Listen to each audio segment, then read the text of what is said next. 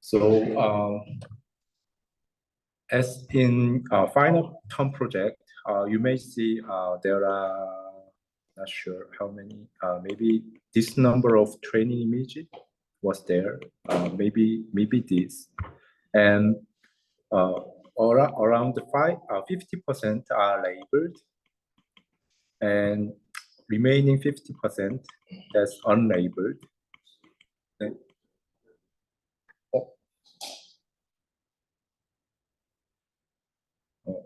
Okay, don't know why. Okay. So there are this amount of training images in the final term project. 50%, around 50% are labeled, and the remaining 50% are unlabeled. So maybe you have to propose some idea to use this unlabeled data.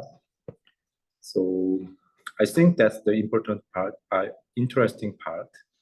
And maybe for using this kind of unlabeled data, you may use this kind of techniques like the weekly supervised method or self-supervised method, or pseudo labeling, or some KD, the knowledge distillation, and also the transfer learning techniques.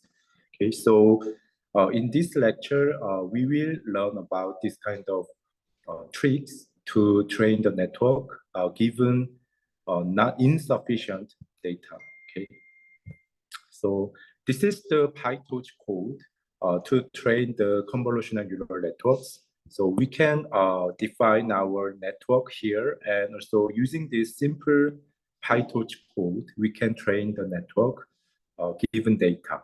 Okay, so the thing we have to change might be defining different network and defining some different losses or optimizer, or use of different data pairs. Okay, so using the PyTorch, the implementing deep learning becomes a lot easier.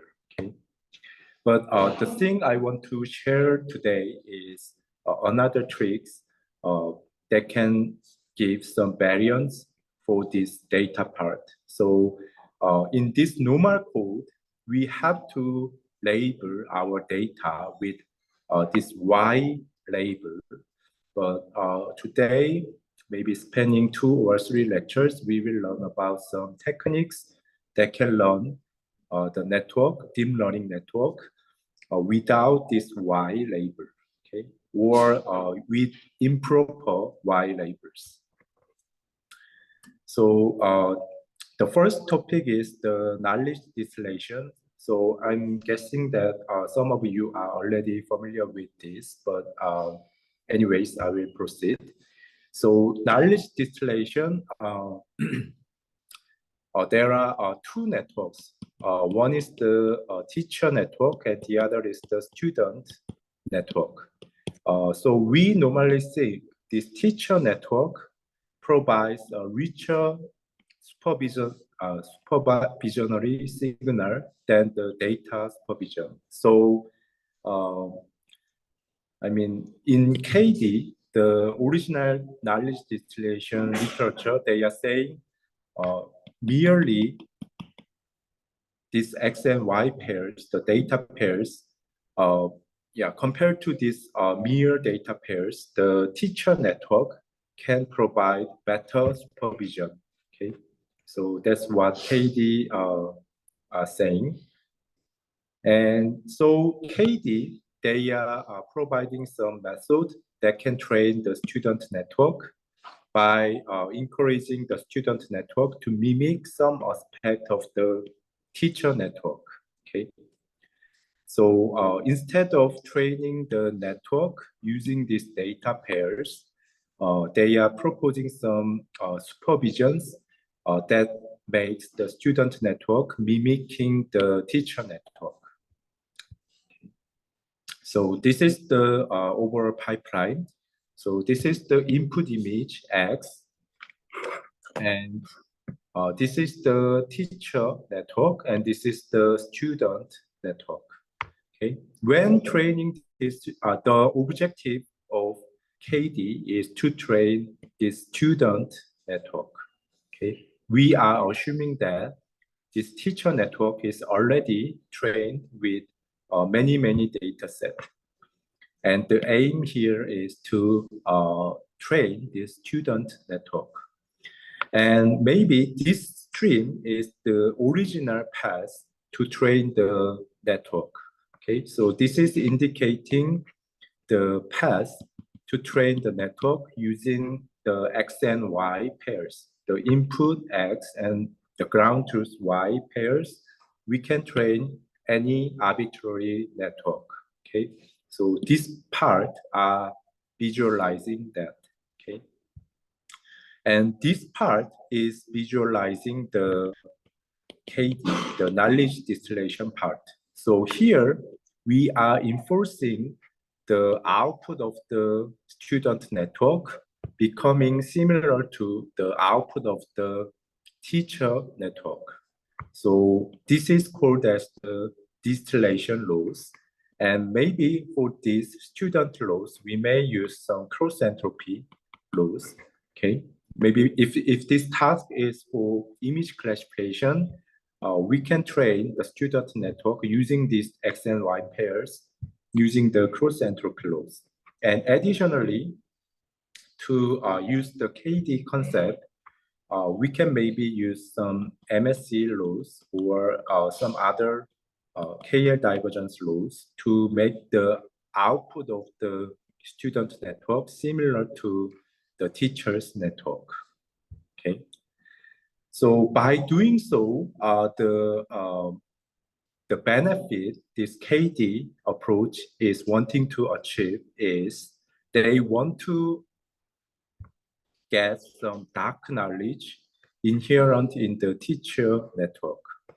So they are calling that this as the hard prediction and this as the soft prediction and soft labels. The reason is here the ground truth is already fixed by person. Okay, so if we represent it as the one hot encoding,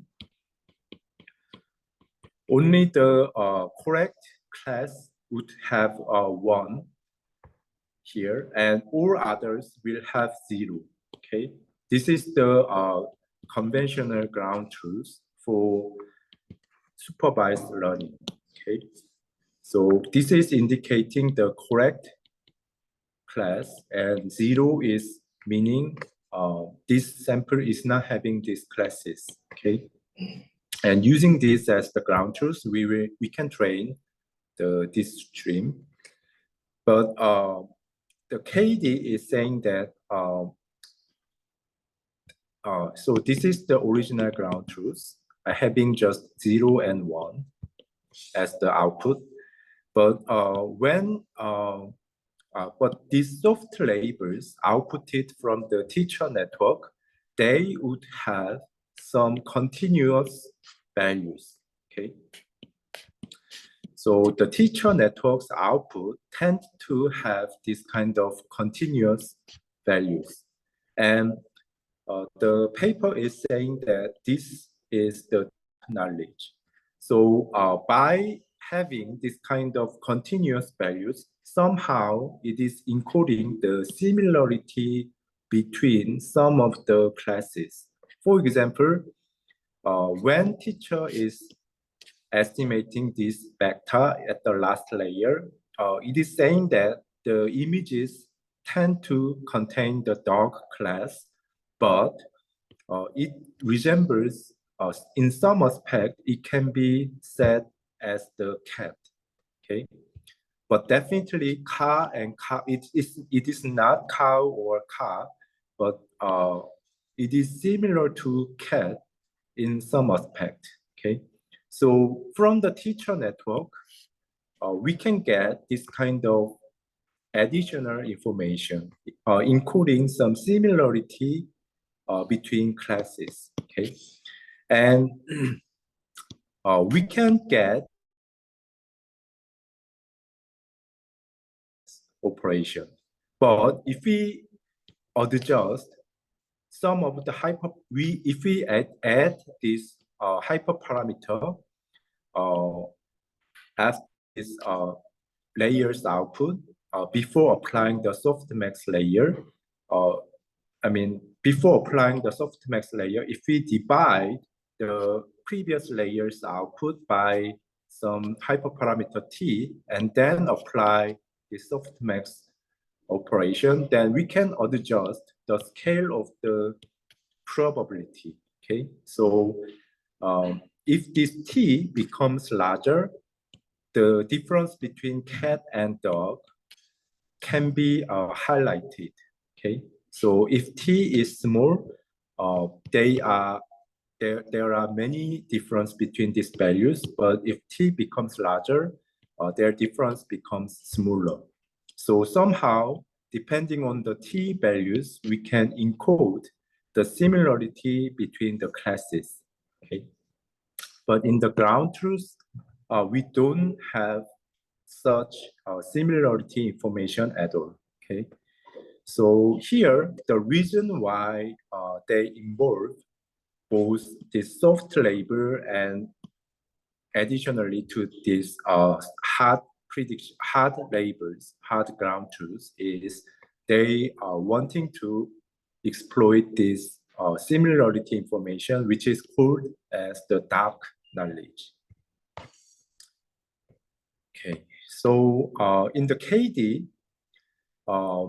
as seen here, the thing they do is in the last years of the student and teacher network, they make it similar. Is the loss function additionally used? So this is the cross entropy loss, and additionally, this kind of additional loss that closes the output of the teacher and student network's output are added. So this is called as KD loss, and this is the original supervised learning loss. Okay. So this is the initial paper that proposes the knowledge distillation. Any questions till now? No. Okay. And another paper that proposed the more advanced schemes than the KD is the paper called as the FinNet, Hint for Thin Deep Networks. So KD often fails when the depths of the student network becoming deeper. So this paper is proposing more advanced technique to give KD for the intermediate layers. So this is, let's say, this is the teacher network, and this is the student network. Previously, we give the similarity loss, that the loss for making students mimicking this teacher response at the last layers only. But this hint enforcing some intermediate layers also mimicking the teacher networks. So these are called as hint. So in the intermediate layers of the student, we enforce loss function that mimics the intermediate layers of the teacher network. So when the student network becoming deeper, it tends to fail in KD concepts because it's too deep. So we additionally use the loss function that mimicking the teacher network's intermediate layers. And yeah, that is called as the hint. But the problem here is normally for the teacher network and the student network, we may use different architecture. We will use the same, we can use same architecture, but also KD is the general concept, and it have to be valid for some different networks. But the final output, their dimensions are same because normally this dimension is the number of classes. Okay, so for different networks, the final layers dimension was same because if they are tackling the same task. If they are tackling the same image classification task, then the final layer of the image classifier should be the number of class dimension. So normally their final layers dimensions are same, but the problem is when using the hint scheme, the intermediate layer dimension have to be same to make them similar. But in reality, because they are using different architecture, so their dimension could be different. So the thing usually proposed here is they apply another linear layer that does this kind of operation. From the intermediate features of the student network, they apply this linear layer to make their output size same as the teacher's output dimension. Okay, and then they apply the mimicking rules here. Okay, so that's the thing here appeared here. So this is I think this is the teacher network's output, and this is the student network's output, and then they apply another linear layer and then close these two. Okay, that's the hint concept. Okay, so yeah, this is already explained. Okay, and so this is the performance when only the KD is performed in the last layer, but this FinNet is additionally using the hint in the intermediate layers. Even though we use less number of parameters, the accuracy becomes better than previous KD. And also you can see the similar result here, okay?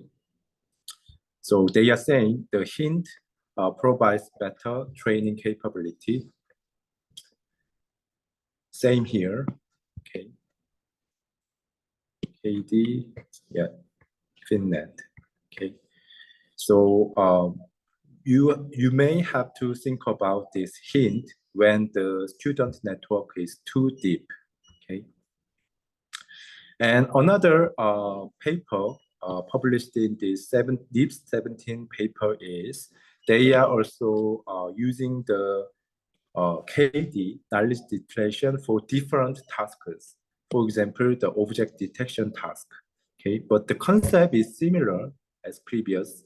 So basically, what they does is for the detection output, there would be two heads for the classification and also the regression, and they applied the the KD rules here, and at the same time they use the ground truth signal to train this last head, and also they apply the hint rules for making these intermediate layers trained better.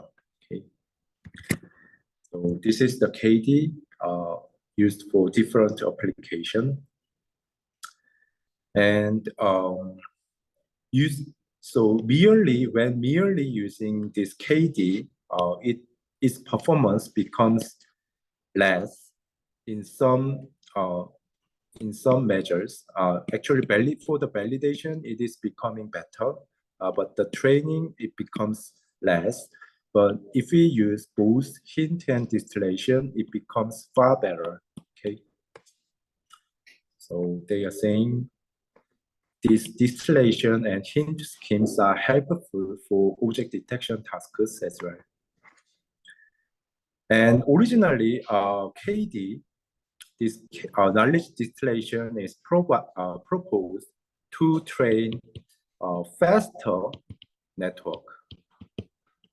So normally we think the teacher is, the strong network, but slow and strong network, but student network is normally some of the faster network, and using this concept, we want to train more faster network. But the KD after this is having, we can see this distillation concept could be applied to solve some data insufficiency. So this is the example for that. So in ECCB 20 paper, they are dealing with the 3D pose estimation task. This 3D pose estimation task is a task that lacks the data. So their task is, given this RGB image, they have to estimate this type of 3D coordinate of some of the landmarks. So for example, this point, this point, this point, all of point, you have to label their X and Y, Z coordinate, okay? So it takes some time to collect ground truth, okay?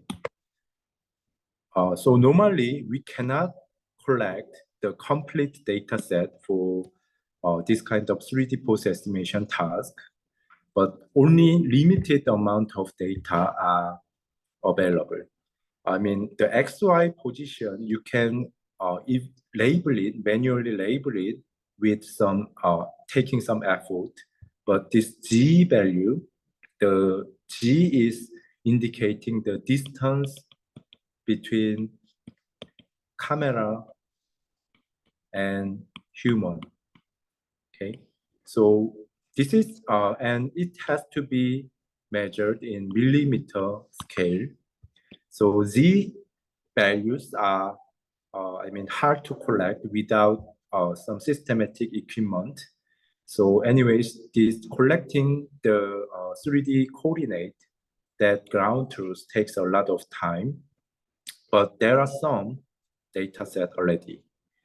But the thing is, they normally collect this body part, body pose only, and the hand pose only, or the face pose only. So you can see this slide, there are detailed human face here.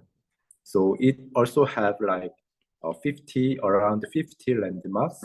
And here hand is also having 20 landmarks. And the human body, they are also having 20 landmarks. So normally, because of the data collection difficulty, the hand, face, and human bodies, they are separately collected. There are no one complete data set that collect all of these 3D poses at the same time. But this paper, what they propose is they use KD, the knowledge distillation, to make the whole body 3D pose estimation network, okay? So what they do is they train the body pose estimator, hand pose estimator, and the face pose estimator separately. Then given this image, so they may train this body expert using the body pose data and hand 3D pose data. Exploiting this, you can train the hand pose estimator, and the face 3D pose data, you can train the face pose estimator. And then you will freeze this expert, okay? And then input this additional unlabeled images. And then you can get this kind of body 3D pose and the hand pose and the facial pose data, okay? That could be wrong, but anyways, you can now constitute the complete 3D pose data. So we will call this as the pseudo ground truth. Using this as the pseudo ground truth, we can train another network that estimate all the 3D poses. Okay, so we will call this as the whole body network. Okay, so what they does is using the KD, they want to complete the missing data and train the new network that performs the complete task. Okay, so this is another use case of the knowledge distillation. So this is the separate estimated result, and this is the result of their trained network. So previously, the separate network exists because there does not exist the data set to train the network in each domain. We can only tackle the tasks separately, but now using the KD we can make the pseudo labels and train the whole body predictor. Okay, so this is the new use case of the knowledge distillation. And another interesting example is also here. So this is the paper presented in ICCB 21, and they are also using the knowledge distillation to make the video-based pose estimation network. So as I mentioned earlier, collecting the 3D pose data is very hard. And also for the video, in some of the frames, it is hard for humans to label, especially for the Z variable. Okay, so there are X and Y and Z coordinate, but this Z coordinate is hard to obtain for humans because we cannot measure the distance between camera and human object when they are moving very fast. Okay, so sometimes when we capture the humans in video, labeling that object in millimeter scale, especially for the Z coordinate, is very hard. And sometimes it's missing. So pose labels are missing for video input. Okay, 3D pose labels are hard to collect, and they are frequently missing for video data. So we can train the network when given these X and Y pairs. Okay, using the gradient descent, we can simply train the network, but when missing this Y label, we cannot do that easily. But using this KD, maybe they are proposing some possibility of training when using the improper Y values. So what they did is they first made the teacher network for the image level supervision. So this time the teacher network is the frame-wise pose estimator. So not video-wise, it is not the video-wise pose estimator, but they input this pre-trained pose estimator is inputting one image, and they are generating one 3D pose output. Okay, but we can supply two sequence data. Two nearby frames, like xt-1 and xt, to this network. Then we can enforce the network to estimate these nearby poses, and then we can get their difference. Okay, so this delta p of t is defined as this. PT minus PT minus 1. So this is the PT minus 1, and this would be PT, okay? And we can get this delta PT, okay? This is defined by the subtraction of two consecutive output. And also we will also have this PT. And also what they extract is this optical flow vector. So maybe using OpenCV, we can get this optical flow easily. This optical flow is encoding the movement of the pixels between these two frames. Okay, this is encoding some temporal information between these two frames. So we can now easily extract these optical flow images from these two images using some library. Okay, and this is the student network they want to train. So this time they will get, instead of inputting these two images, they will input the T frames in RGB image and also the optical flow between xt-1 and xt.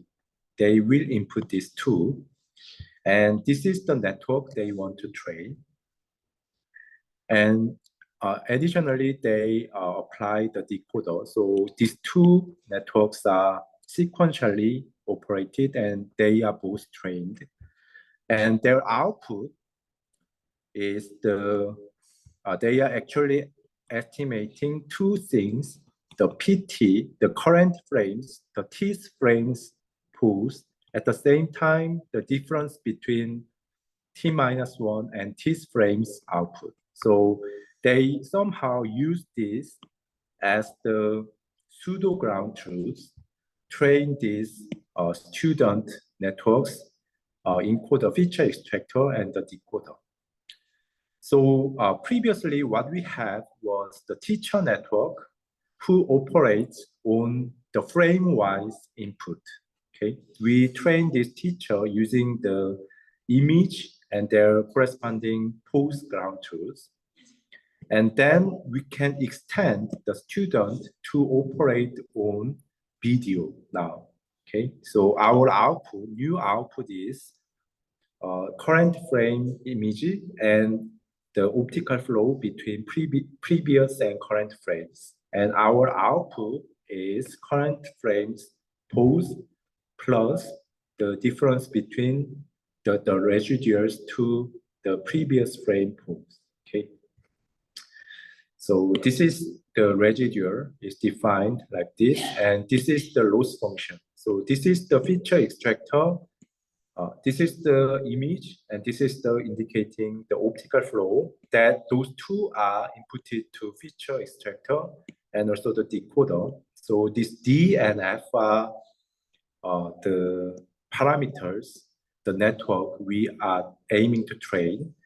And this is indicating the output of the network, and that should be close to the pseudo labels obtained from the teacher network. And by closing this using the MSC laws, we can train new student network that have more input and output. Okay, so this is another example where the knowledge distillation can be applied to relieve the data issues. Okay, and this is another thing that I want to share. So normally KD, as I mentioned, they are closing the output of the individual samples rather than considering all other samples. So, but in this paper published in ICCB 19, they are applying the KD, considering the overall the similarity between the input. Okay. So what they does is this is the teacher stream and this is the student stream. And for intermediate responses they collect, this kind of array. So this is the batch size. So this B is indicating multiple images. So we normally process batch-wise operation when training the networks. So this is indicating the intermediate response for batches obtained from the teacher network. And this is the indicating the intermediate responses obtained from students for each batch, okay? And their dimensions are different, okay? Because normally teacher and student, their architectures are different. So in hint, they additionally introduced the linear operation to make them same. But in here, what they does is they make the pairwise similarity between these responses. And also they obtain the pairwise similarity for these batch-wise responses obtained from the students' network. And then they apply the distillation laws on this similarity matrix rather than the responses itself, okay? And they say this method is better when applying the KD, okay? This is another way of applying the KD in the middle layers. And this is the paper, this is the paper that applied the similarity preserving distillation in image classification task. But this is another paper that applied the similarity preserving distillation in semantic segmentation task. Okay. Okay. So using similarity preserving, they are saying their networks are better trained. Okay. And another distillation techniques are the data distillation. So normally we apply, this is the knowledge distillation applied to the model itself. Okay, so when applying the KD, we have to, secure the strong teacher. Okay, and one way to make the teacher stronger than before is involving multiple models, model ABC, and by ensembling them. Okay, so when doing this ensembling, so we normally average their final responses and make the new one response. Okay, that is called as this ensembling, or in Korean, it's called as ensemble. So this ensemble is frequently used to make the teacher network become stronger. And after doing this ensembling, we can enforce the student mimicking their output. So this paper, the data distillation, they are calling this as the model distillation, but they are proposing some new concepts. Sometimes it is hard to secure multiple models. So this paper, they just use one teacher network, but to make their output stronger than before, they apply different transformation method on the input images. So they apply some different transformation for the input image and then input it to the same network. And by ensembling it, maybe averaging their final output, they are saying their final output of the teacher becomes better than before, and they will enforce the student network to mimic these ensembled features. Okay, and their motivation is when we transform the same input image, For example, the post-estimation result becoming different, even applying with the same model. So if we average these different output, the results are becoming better. So applying the KD after ensembling this kind of data is helpful to increase the overall accuracy. Okay. So this is the result actually obtained. So this is the summary for the KD knowledge distillation. So originally the knowledge distillation is proposed to get the faster network from the strong slow network by exploiting the dark knowledge and this kind of soft labels. Okay, but we showed some examples, different use cases of the KD for solving or relieving the data issues. And also we saw different examples of the KD, okay, and this kind of data distillation, okay. And another similar concept is obtaining the pseudo labels, okay. So, I mean, in the sense that there are two networks. This pseudo labeling is similar to the concept of the KD. Okay. So, but normally KD, they are exploiting some soft labels. They are originally proposed for exploiting the soft labels and providing some dark knowledge. But the pseudo labeling that are originally proposed to secure some, indeed the label for the unlabeled data, okay? So pseudo labeling is the concept of training the network, new network, the student network, by giving some real labels from the teacher or already pre-trained network, okay? And they want to improve the performance of the trained network by involving both labeled and unlabeled data. So that's their aim. So if there are labeled data and at the same time, if there are also the unlabeled data, you can involve some already pre-trained network to get some pseudo labels for unlabeled data and train a new network that can exploit both labeled and unlabeled data. That's the pseudo labeling.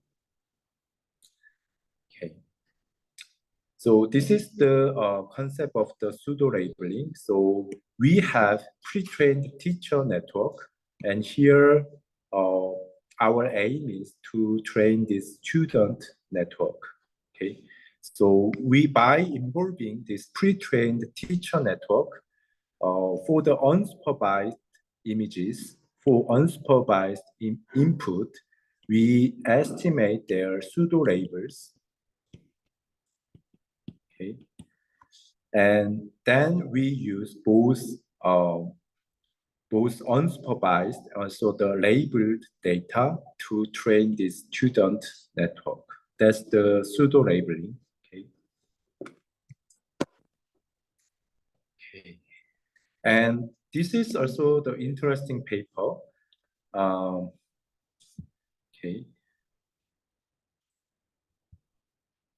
Okay, so I will explain by this and we'll continue maybe next Monday.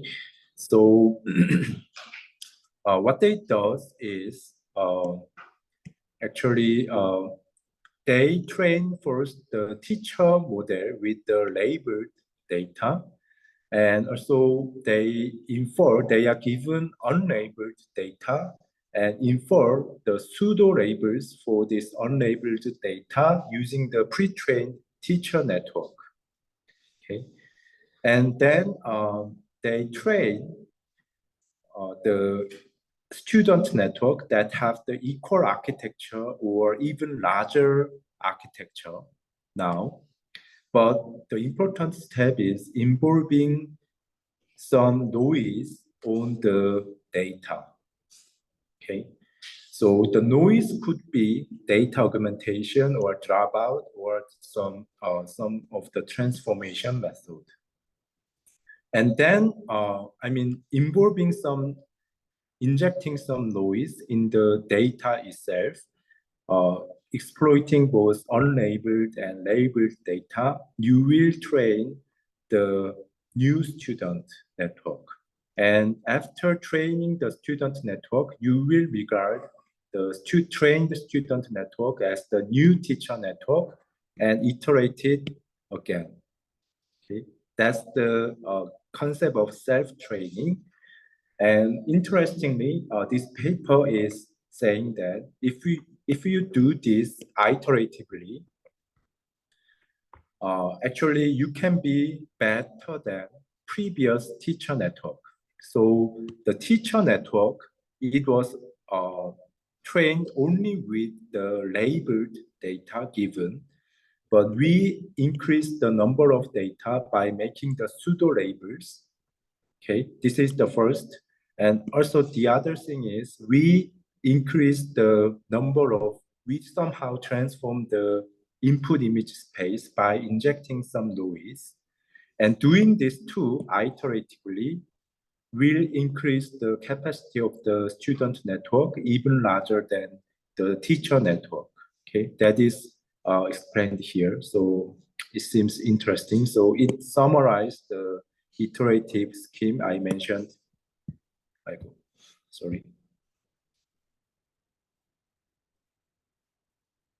I mentioned here anyway. In previous slide, I mentioned the algorithm and it is summarized here. And this is the example noise signals injected into the input image. So they, apply several image transformation methods. From the original image, they share the original image and apply some contrastive algorithm to change the statistics of the colors. Anyways, by doing that, this paper is saying here, this is the original baseline, but using the noise student scheme, it even increased the accuracy. Okay, so this is another trick that can exploit both unlabeled and labeled data. Okay, and maybe from here we can continue next Monday. Okay, is there any questions? Then please come and ask me. Okay, thank you.